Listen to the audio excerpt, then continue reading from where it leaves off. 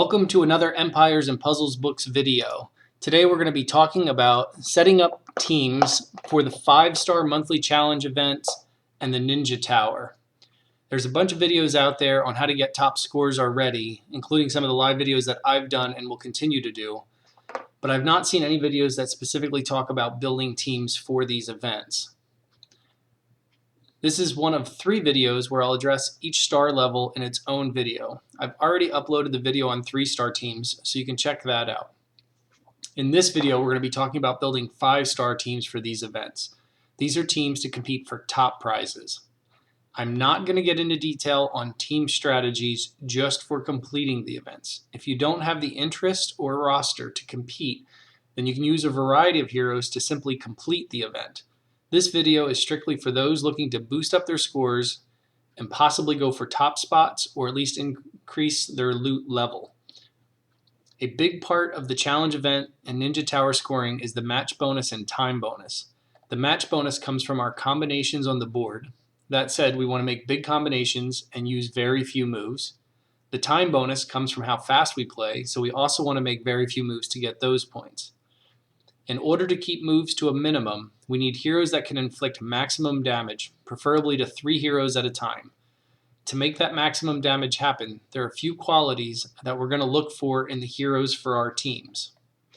1, we're going to almost always want to use a mono, or in some rare cases, a 4-1 team for maximum attack multiplication.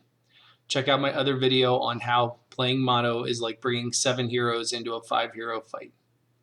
Second, we want to include heroes that give the enemy defense down and ideally pair them with heroes that have elemental defense down, as they stack, and reducing defense has a much bigger impact than increasing attack on damage dealt. We want heroes that have a huge attack number, so we're going to look for those. And we should also consider all heroes that attack 3 enemies, as nearly every wave of the challenge event in Ninja Tower has exactly 3 enemies. There are a few that only have 2 bosses, but the heroes that attack 3 will still work on them. You may notice that I've started referring to these as hit 3 events, and I think that is a great place to tailor some of our roster with these specific heroes that hit 3 enemies. You might also want to consider heroes that allow the enemy to share receive damage, especially if you do not have enough heroes that attack 3. The heroes that allow sharing damage are a good way to use some of our other heroes like snipers to at least have a big impact and be able to hit all 3 enemies with 1 strike. Lastly, we want to consider heroes that boost attack, especially the big attack boosters. They can be worthwhile on the higher levels. There are some types of heroes we're going to want to avoid. Minion creators. Minions take too much time to fire and will slow down the speed of attack. Healers, for the most part, healers will not be necessary as we're playing incredibly fast and not looking to receive too many hits. Now that'll change in the higher levels of the Ninja Tower, but on the low levels of the tower and the monthly challenge event, if you're playing for top spots, you need to be playing at a level that healing does not really matter. The third type of hero we're going to want to really avoid is damage over time, dot heroes. We want heroes that do immediate damage for fast scores. As we're trying to limit our moves, specifically just to 1 or 2 moves, hero that does damage over several moves is not going to benefit us. So we want to avoid heroes with damage over time.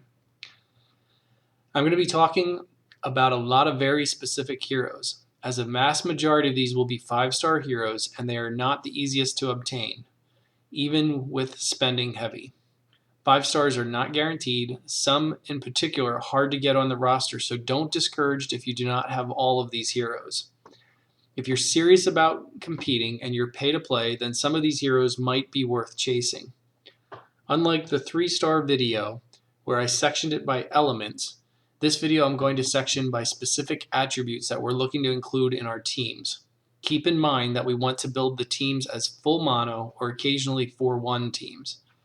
The challenge events all have 15 levels, and depending on which level of the challenge we're attacking, we may be choosing our mono element based on the rounds of monsters, the mob waves we are seeing, and sometimes we want to choose based on the boss level. Generally speaking, about the first 8 or 9 levels, we're concentrating on a mono team that's going to take out the monsters, the mob waves, and then the last levels 9 through 15 we're going to be concentrating our mono teams on taking out the bosses. So that's how we're going to determine which color is strongest. Although this is competing on the highest level, don't be fooled into thinking that these must be all maxed 5-star teams loaded with emblems. I've reached the top 10 of several events using a couple of 4 stars, even an occasional 3-star. I also use 5 stars that are only at 370 and are nowhere near maxed. The specific attributes and specials we are looking for are far more important than simply getting maxed 5 stars with emblems. In fact, there are many 5 stars that are nearly worthless for these events, no matter how many emblems they have. Another point worth mentioning is that mana speed is almost irrelevant in these events, as going for top scores mean we're gaining full mana through a combination of mana bottles, tornadoes, hurricanes, or farming boards with plenty of our chosen tiles so we can build mana quickly. Let's now look at our first attribute that's very important to getting top scores. That's elemental defense down. This is one of the most, if not the most, desirable specials in the game. It's coveted for several reasons. Lowering defense has a much larger impact on damage to the enemy than increasing attack, so whenever possible we want to lower the enemy's defense. Elemental defense down is always negative 54% down, which is, for the most part, the largest defense down we can get in the game in one special, although there are 2 exceptions we'll get to. Elemental defense down stacks with regular defense down, which makes for a huge decrease in the enemy's defense. In some scenarios, we can completely eliminate the enemy's defenses by combining these 2 defense down.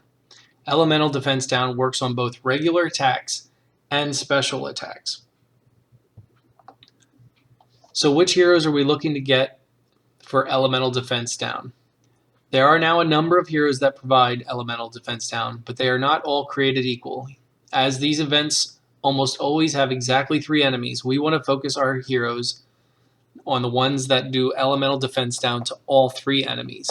Ideally, we want these to be 5-star heroes. So that gives us Ice Hero Frida, Nature Hero Evelyn, and Dark Hero Guardian Panther. Now I'm showing here regular Marjana and regular Leonidas because their costumes have not been released yet, but assuming nothing changes, the pre-release information indicates that they are both going to be elemental defense down to 3 enemies, which will be huge and a game changer, as we'll get to a couple other elemental defense down heroes and explain why they were weak on fire and holy. So these 2 will be huge to get if you can get them when they're released. I am hoping that they're going to be released this month in the costume event, and I will be pulling hard for them, that is for sure. As you can see by looking at this list, 2 of them are past heroes of the month. 2 of them are going to be costume heroes, which are only available once a month. Evelyn and Frida, who are the past hero months, are only available when they happen to come into Atlantis or every other month during Taverns of Legends. Marjana and Leonidas are going to be the costume version, which are only going to be able to be summoned once per month. And then the real one that is difficult to get is Guardian Panther, only available maybe twice per year during the Guardians of Teltalk event, which is coming up next week, so good luck getting Guardian Panther. But you can see why it's hard to build teams specifically for winning the challenge events in Ninja Tower when these are the types of heroes that are crucial to get.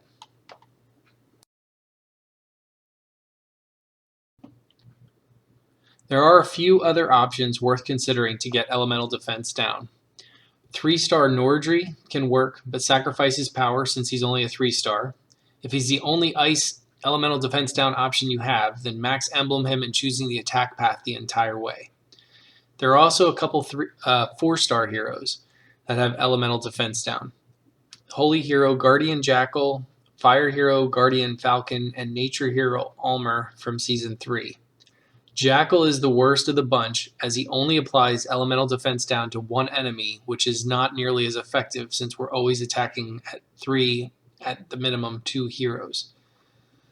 The only other hero with elemental defense down is 5-star Ice Hero King Arthur, but he, like Jackal, only applies elemental defense down to 1 hero, which is really not ideal for these events.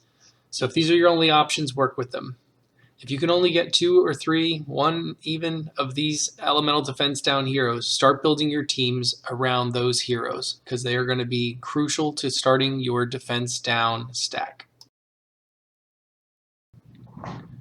Our next step in building this defense down stack is considering heroes that provide regular defense down, which will stack, combined with the elemental defense downs we just discussed.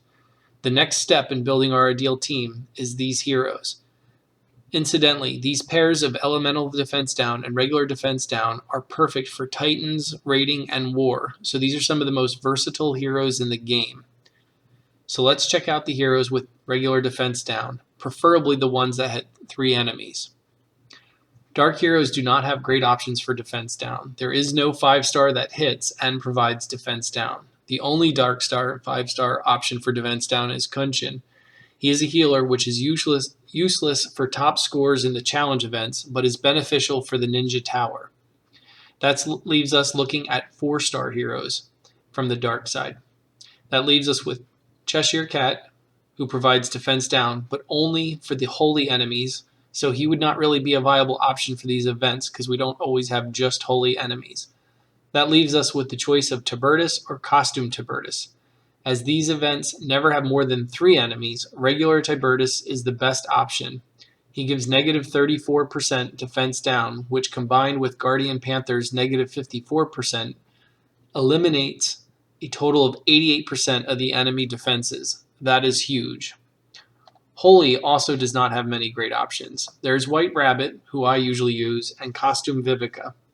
Costume Vivica, like Kunshin, is a healer, so is not great for the challenge events, but is wonderful for the Ninja Tower.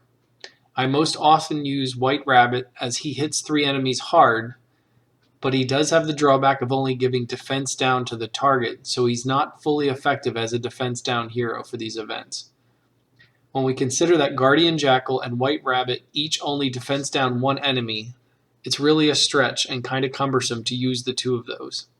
The addition of Leonidas' costume that gives elemental defense down to all 3 enemies is going to be a welcome addition to the game.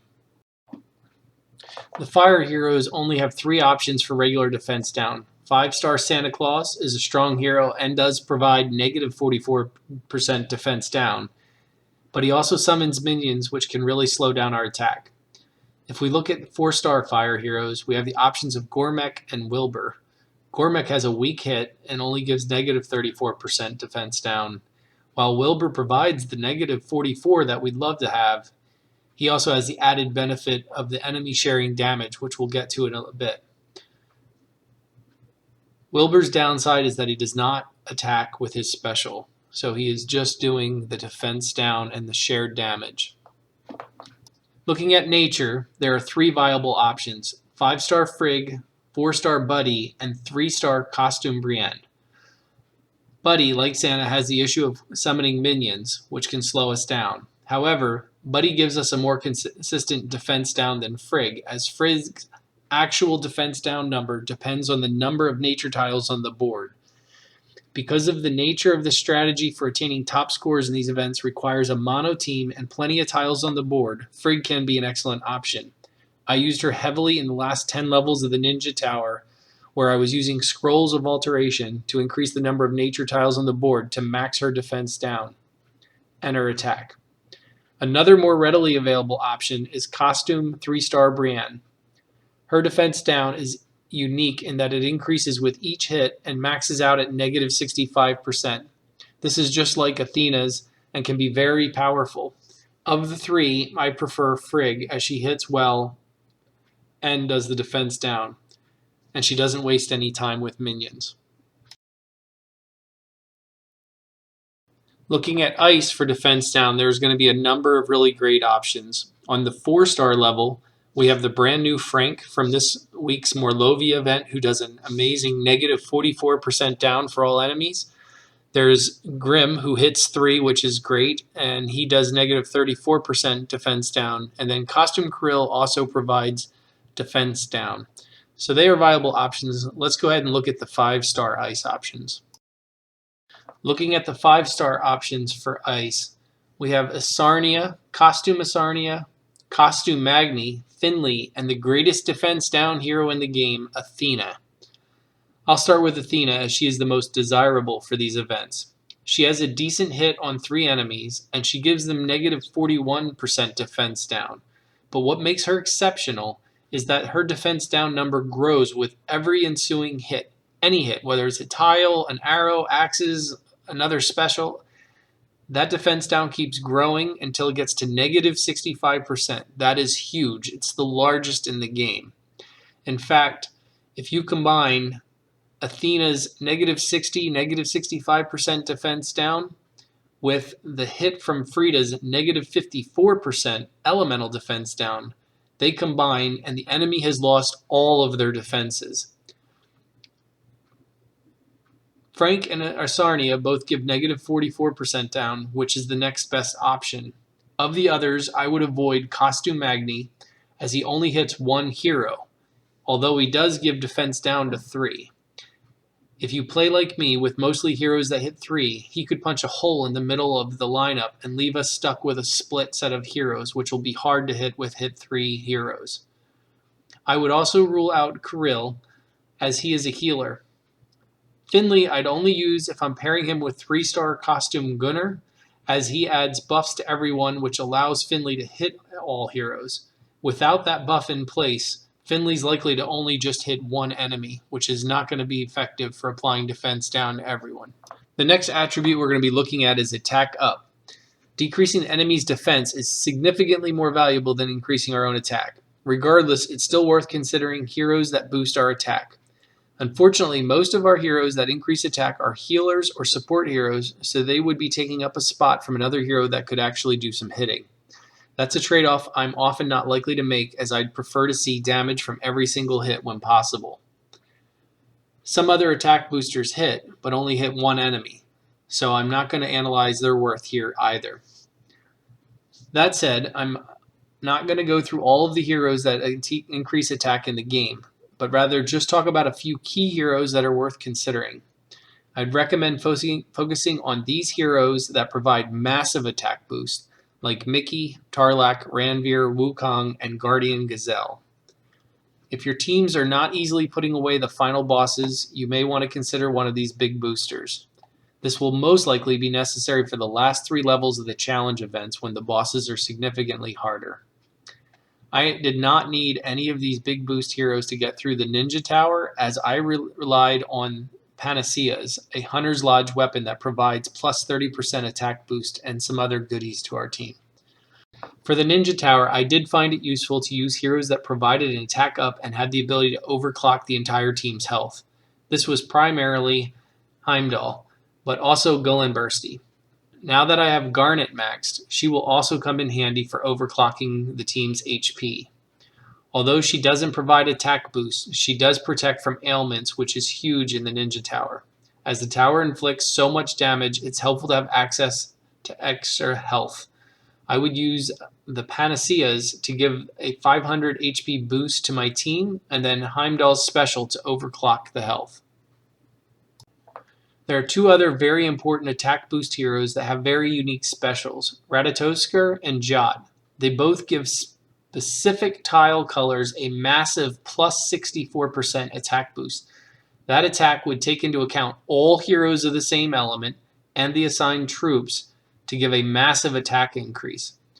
This can be helpful in the challenge event, and it is downright devastating in the Ninja Tower, where it can be combined with Scrolls of Alteration. There are 2 other heroes that have very unique specials that can be very valuable to both these events, Glenda and Mist. Glenda is the hero of the month this month. She hits 3 enemies significantly hard, and she gives herself and 2 allies plus 40% increase to the damage dealt from their specials. This is actually different than attack boost. This increase comes after the damage calculation. Once the amount of damage is determined, an additional 40% is added on top of that. That can be huge for wreaking havoc on the boss levels in these challenge events and Ninja Tower. Mist hits 3, albeit not very hard, but she does hit them. She also provides them with negative 34% defense down from special skills. This stacks with regular defense down and elemental defense down, so these 3 defense downs will really make the enemy vulnerable. The last attribute we're going to talk about is shared damage. As not all players have a roster to support full teams of mono that hit at least 3 enemies, this can be bypassed by using heroes that allow the enemy to share the damage received. This includes 3-star Costume Gunner and 4-star Wilbur. Using them will allow a player to use snipers to strike hard and have the enemy share that hard hit.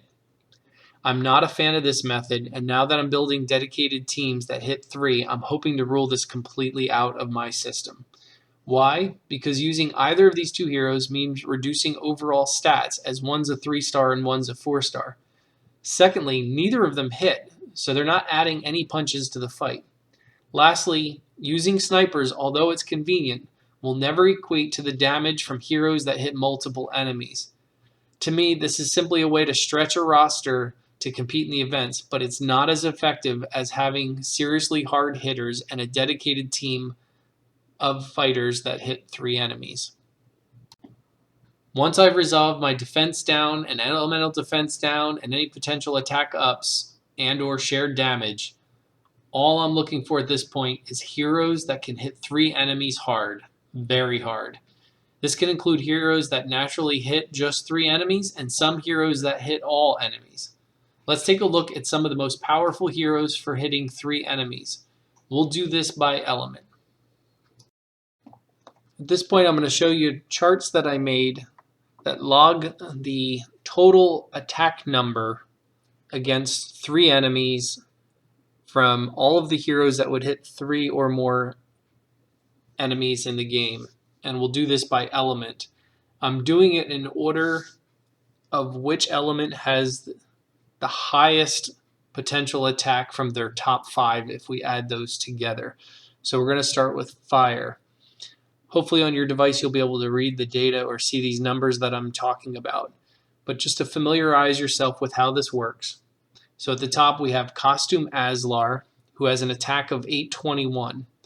When the enemy has less than 50% health left, he's hitting at 410%. So that's 4.1 times 821, which gives us the total number that you see there, that 3,366. He hits 3 enemies equally. So that next column is the number that he's hitting, which is 3. So you times that by the total attack from 1, and it gives you to over 10,000. By far the highest total attack of any hero in the game. Now if we scoot down and look at a hero, let's go all the way down to Scarlet towards the bottom of the list. You'll see that in her second to last column, she has the number 2. Scarlet actually hits 3 enemies, but she hits 1 with full power, and then the nearbys have minor damage, which is about 50%. So 1 at full and 2 halves come to 2. So whenever you see a hero that has a number 2 there, it could mean, or it does mean, that they're hitting 1 strong and 2 minor. So that damage is not quite as strong as far as when we do the multiplication. The other things you might see here, you'll see some heroes like Alina towards the middle of the top there. She has a number 3, but we know she actually hits all enemies. So if you have a team of 5, she would hit all 5. But we're only doing the calculation on a maximum of 3 targets to see where she falls in line with this. Now there are a couple heroes that you'll see there that are bold and italicized. That's because they don't actually exist yet. These are the numbers that have been pre-released from what they're doing in beta testing and what's been released on the Small Giant forums. So these numbers are apt to change, but to the best of our knowledge, these will be accurate. So Costume Colin, Costume Marjana, and the December Hero of the Month, these are not set in stone yet. But based on this will show you which heroes you might want to consider adding to a fire team for these events as they attack all heroes. Now the maximum that you're going to see from a single sniper is going to be in the 3,000 range. And that's why I was saying sharing the damage from 1 sniper that might be in the 3,000 is not going to be as strong as these heroes that are doing 4, 5, 6, 7, up to 10,000 damage. Excuse me, not damage, 10,000 total attack. So it's really worth considering the heroes that you see on these charts to put together teams specifically for this event. I had a lot of success in the Ninja Tower. I placed 8th in the tower and 9th in last month's challenge event, and I was using Aslar at only 370. So that is going to be significantly more once I get Aslar fully leveled. Guardian Kong I don't have max leveled yet. I was using Mitsuko. And right under Mitsuko, you'll see Aslar costume again. That's Aslar costume's regular hit before the enemy gets to below 50% health. So he still hits pretty darn hard, with the regular hit. I try to use him last, assuming that the enemy gets to below 50% with all of the other hits that I do. And hopefully he's kind of the killer punch to put them out of their misery and end that round if I'm lucky with my fire team. The second strongest element for hitting 3 enemies is ice, and this is largely in part from Cobalt, the new ninja hero. You see Cobalt is listed there with a 2 and a 3. That depends on what charge level Cobalt is at. Cobalt at the first level of mana charge only hits 1 enemy. At Cobalt 2, at the second charge and third charge, they're hitting 3 enemies. You can see the enormous attack number when we multiply out all that potential attacks from the different charges. This is why I chased Cobalt so hard in the Ninja event, and why I will chase Cobalt hard again in December when they're offered next. That's huge amount of attack damage from one hero. The Sarnia costume I don't have, and I don't know that I would be apt to level a Sarnia since I already have defense down from Athena on my team. Master Lepus, you can see why people find Master Lepus really desirable. I do not have Master Lepus, and will probably chase him when we get down to Easter event next year, just for the amount of attack here. Frida is that elemental defense down and hits really hard. You'll see a lot of teams that use two Fridas on there. Sapphire is actually the 4-star ninja, and at the 3rd mana level, they're hitting up there almost as close to Frida. Now, to put this all in perspective, you can see how hard Thorn hits right there. I was doing a lot of damage in the Ninja Tower and in last month's Legendary event with Thorn, and I only had Thorn at 370. I have Thorn just about max now. So even at 370, Thorn was doing a lot of damage.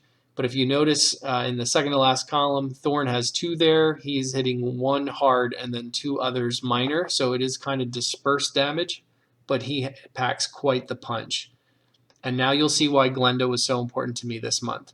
She hits hard. She is a fantastic hero for hitting 3 enemies, and she adds that extra damage on top for herself and two allies on either side of her. So I will be pairing up probably Sapphire and Thorn on either side of Glenda. So I will do Frida for the first hit and the elemental defense down, Athena for the next hit and the regular defense down, then fire Glenda, who will add that extra damage from the next 2 hits, which will come from Thorn and Sapphire, and hopefully that will be enough to put the enemy away. Further down the list, you see where Costume Grim is allegedly coming in at. Again, those numbers are apt to change. The third strongest element for attacking 3 enemies is Dark. Not surprisingly, their strongest attacker is Onyx, who is the ninja hero for the Dark heroes. Doesn't quite hit as hard as Cobalt, but still hits significantly hard. 8,000 on the 3rd charge, 7,000 plus on the 2nd charge. Kill Hair, although Kill Hair normally hits all and can hit 5 enemies, when we just do the math on Kill Hair for hitting 3, that's up to over 6,600 attack. Alfreak is a unique one to do the math on, because Alfreak actually sends 5 attacks out even when there's only 3 heroes, which is huge. And I used Alfreak a lot in the Ninja Tower. Alfreak, she is just devastating. Those 5 cubes get sent out randomly, so it's entirely possible that all 5 just go to one enemy. But typically they seem fairly spread out, and she is just devastating.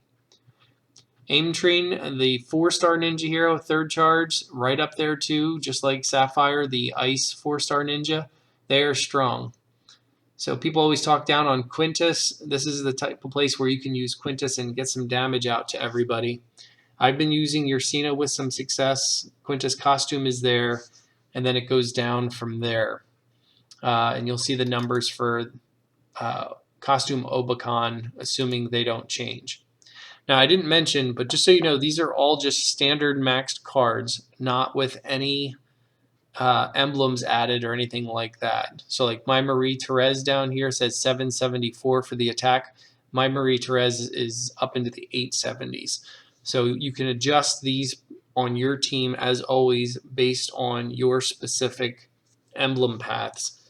I generally recommend going straight attack on your emblems if you're using heroes for competing.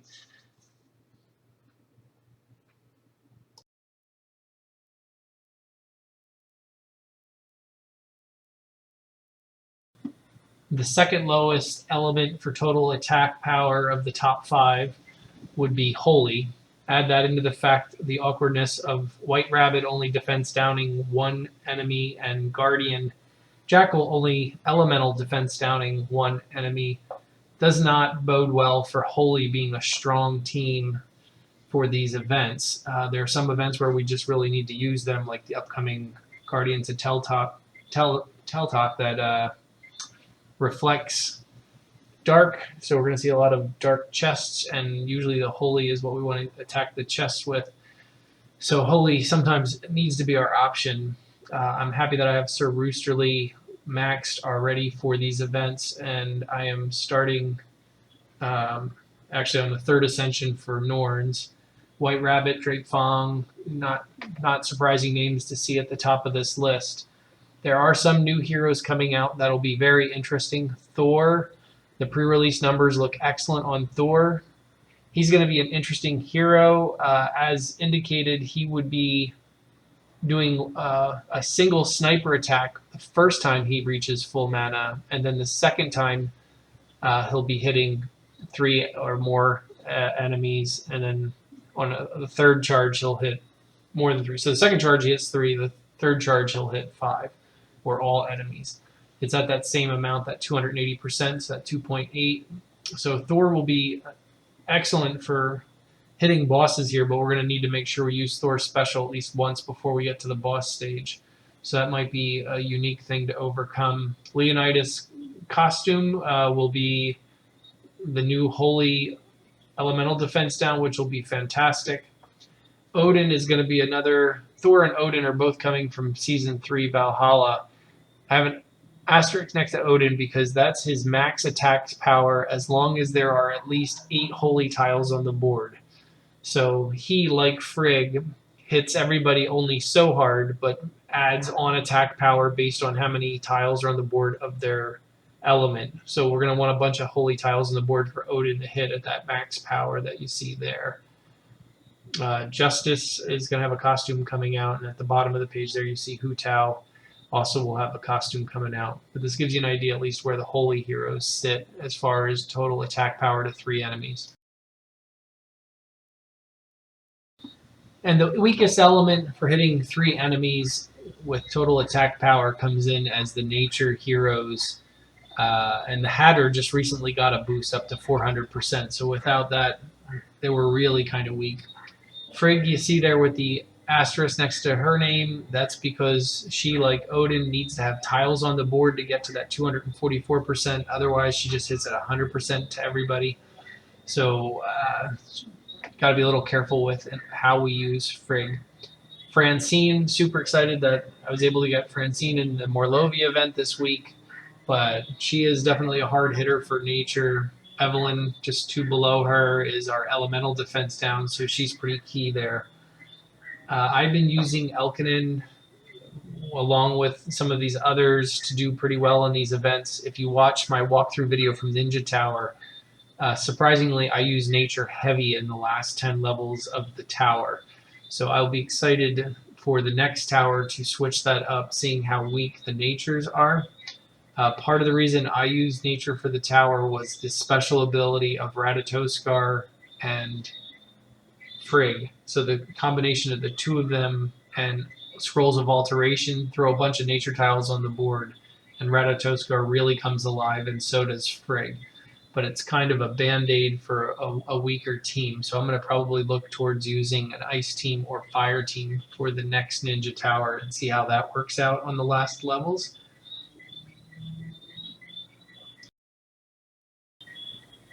Well, I hope this video helped give you something to think about on how you can improve and build your teams for the challenge event and Ninja Towers. This is my take and my strategy on it. I hope it works for you. If you have questions or comments, critiques, insults, whatever you want, throw them in the comments below. I try to respond or at least acknowledge anything that gets posted. I appreciate you watching.